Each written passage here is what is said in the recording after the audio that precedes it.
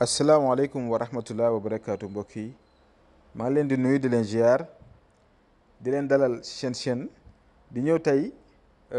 si benn secret bu am solo boo xam ne ñu ngi koy wax xorom-polle mu làmboo nag ay secret yu bari waaye tey dañ ciy jël benn rek di si waxtaan ak yéen xam naa yeneen ni dañ si gën a dellu si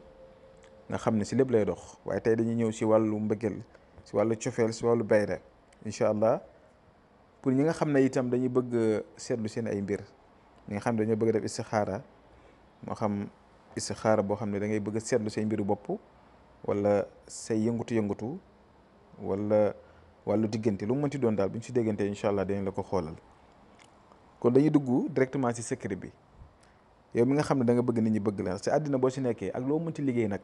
soxla nga si góor ñi soxla nga si jigéen ñi pour ñu bëgg la jox la bopp. loolu mooy bayra ak si métier boo mën a métier woo kon loolu baax na ba tey nga nekk sa jëkkër wala sa jabar nekk si kër bëgg seen diggante di neex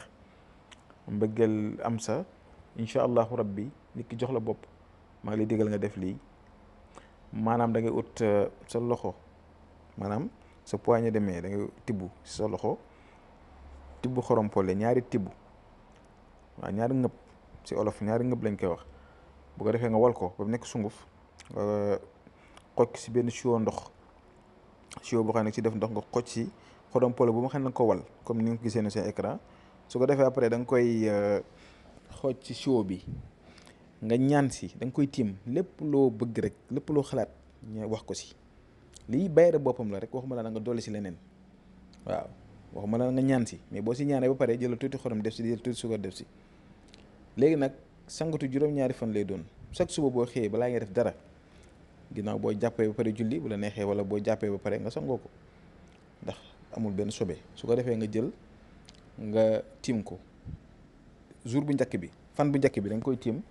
nga ñaan si loo bëgg yëpp nga sangu nga tëj bu subaa nga ñëw defaat noonu tëj ginnaaw suba nga defaat noonu ba mat juróom-ñaari fan incha allahu rabbi su neexee yàlla su jeexee rek da nga commencé gis résultat bi yow si boppam da nga ko gisal sa bopp. ndax secret bu jéggi doyale bu am solo maa ngi leen digal ngeen def ko te ngeen partage ko itam pour mën a dimbale ñeneen ñi lépp loo sa ñaan rek incha allahu rabbi bu neexee yàlla suñu borom moom mi nga xam ne mooy maye da nga ko gis incha allah kon ñu ngi yem fi ba suba jàmm incha allah asalaamaaleykum wa rahmatullah wa barakatuhu